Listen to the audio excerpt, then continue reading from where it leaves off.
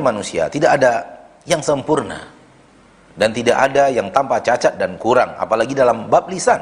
Yang namanya aniaya, yang namanya hal yang tidak nyaman datang dari orang lain kepada kita, itu dimanapun kita berada pasti ada. Ada manusia yang lebih baik, lebih lembut, lebih dermawan, lebih pemaaf, lebih penyayang daripada Nabi Muhammad SAW. Namun lihatlah aniaya manusia tetap datang dan ditakdirkan Allah. Kemarin akan segera menikah Ustadz, dan ana jelaskan hal ini kepada ayah ana bahwa orang yang tidak sholat keluar dari agama Islam.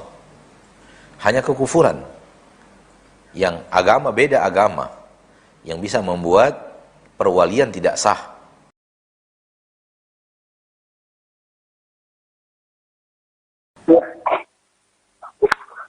Halo? Ya, silakan Bapak langsung dengan pertanyaannya. Oh iya. Kami itu ditinggali sebuah rumah warisan. Ya, dari sebuah rumah warisan milik 7 orang.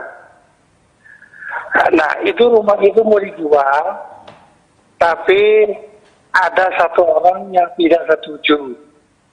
Mohon solusinya, Pak Ustaz.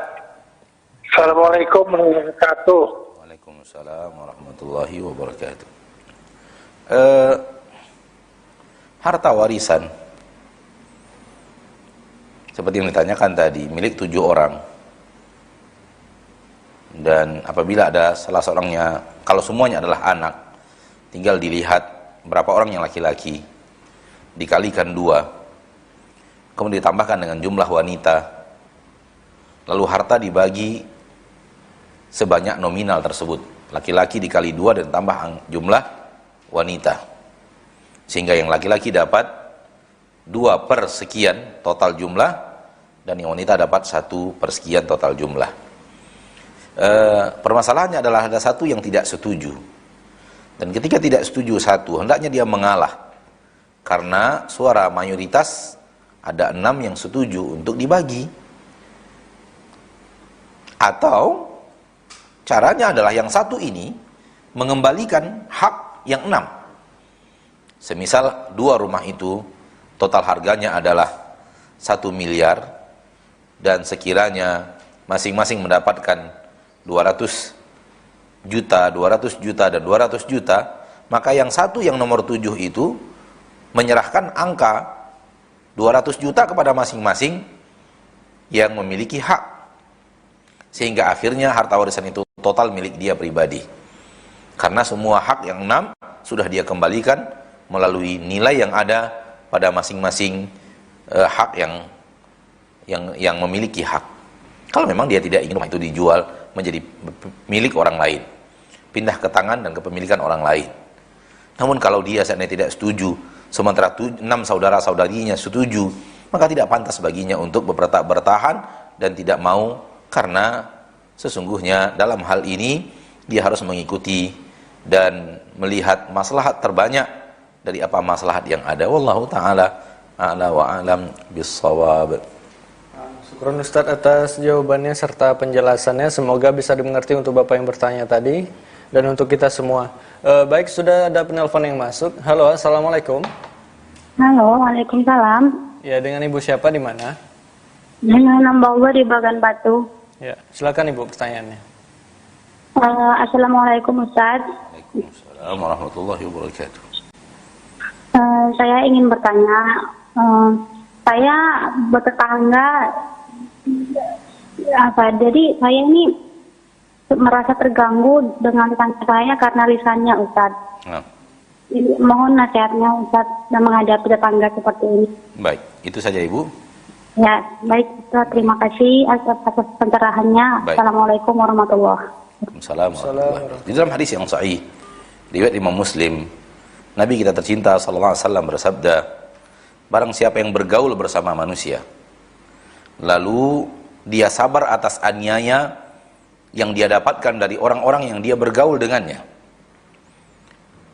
itu lebih baik daripada orang yang bertangga, bersahabat, bergaul dengan manusia setelah itu tidak sabar dengan aniaya yang didapat dari orang lain kepada dirinya. Maka nasihat dari Nabi kita tercinta SAW adalah bersabar atas aniaya yang datang kepada kita dari orang-orang yang ada di sekitar kita. Karena kemanapun kita pergi, kita akan berkumpul bersama manusia. Dan yang namanya manusia, tidak ada yang sempurna. Dan tidak ada yang tanpa cacat dan kurang, apalagi dalam bab lisan. Jadi kalau kita tidak betah dengan tetangga yang ini, kita pindah ke tetangga yang lain, kemungkinan juga mendapatkan hal yang sama, atau mungkin lebih parah, atau di bawahnya sedikit. Intinya, yang namanya aniaya, yang namanya hal yang tidak nyaman, datang dari orang lain kepada kita, itu dimanapun kita berada, pasti ada. Tak mungkin tidak. Maka bersabar dengan apa yang ada, lebih baik daripada tidak sabar dengan kondisi yang ada. Kalau seandainya kita kemudian tahu di sebuah lokasi, ada orang-orang yang bertakwa, dan ada tetangga-tetangga yang berbaik hati, yang lisannya tidak tajam, dan kita ingin ke tempat tersebut, pun sebenarnya tidak salah. Pun sebenarnya tidak salah. Mencari tetangga yang baik juga bagian daripada hal yang sangat diidam-idamkan. Akan tetapi bersabar atas sifat manusia kepada kita, bersabar atas hal-hal yang tidak nyaman yang sampai kepada kita dari orang-orang yang kita bergaul dengannya, itu pasti akan kita dapatkan. Pasti kita akan dapatkan aniaya itu dari orang lain terhadap diri kita, sebaik apapun kita. Tak ada manusia yang lebih baik, lebih lembut, lebih dermawan, lebih pemaaf, lebih penyayang daripada Nabi Muhammad SAW. Namun lihatlah aniaya manusia tetap datang dan ditakdirkan Allah mengalir dalam hidup beliau kepada beliau. Siapa kita yang ingin hidup kita tanpa aniaya manusia? Aniaya dari lisan manusia, aniaya dari sikap manusia, aniaya daripada dia mengambil sebagian harta kita, dia tidak membayar sebagian hutangnya kepada kita. Semua ini adalah bagian daripada aniaya manusia. Dan kita yang bergaul bersama manusia dan sabar atas aniaya itu lebih baik dan lebih afdal. Namun ketika kita ingin pindah ke tempat yang lebih baik, silakan.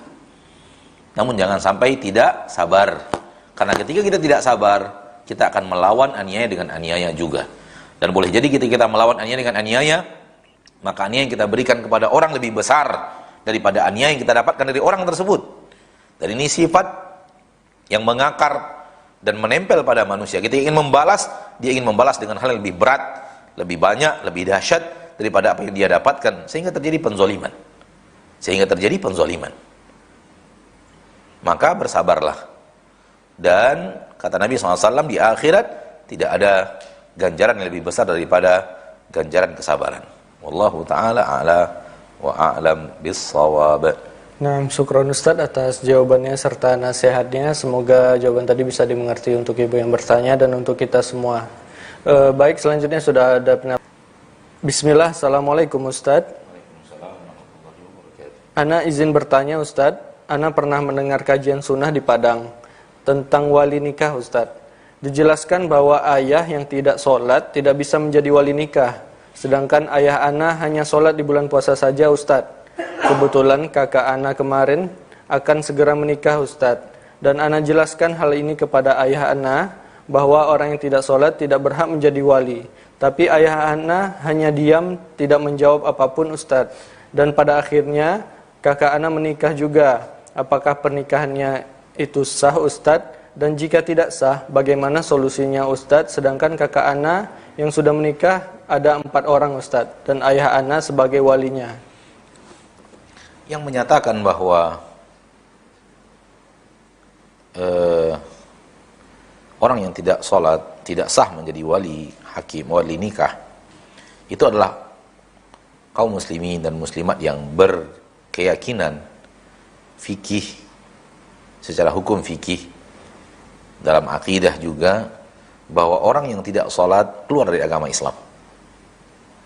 Bahwa orang yang tidak sholat keluar dari agama Islam. Hanya kekufuran yang agama, beda agama, yang bisa membuat perwalian tidak sah. Dengan meninggalkan sholat, kemudian orang itu meyakini bahwa meninggalkan sholat dengan sengaja membuat orang keluar dari agama Islam, maka tidak sah perwaliannya. Namun bagi yang berpendapat bahwa orang yang meninggalkan sholat tetap muslim, tetap di atas agama Islam dengan syarat dia meyakini kewajiban sholat, dan tidak meyakini bahwa sholat itu halal untuk ditinggalkan, maka itu tetap muslim. Kalau dia tetap muslim, maka sah untuk menjadi wali untuk anak-anaknya. Dan ini pendapat Ana. Ana berpendapat bahwa orang yang meninggalkan sholat dan masih meyakini kewajiban sholat, dan dia meyakini bahwa dia berdosa ketika tidak sholat, masih muslim. Dan ketika dia masih muslim artinya masih punya hak untuk menikahkan anak-anaknya. Wallahu a'lam.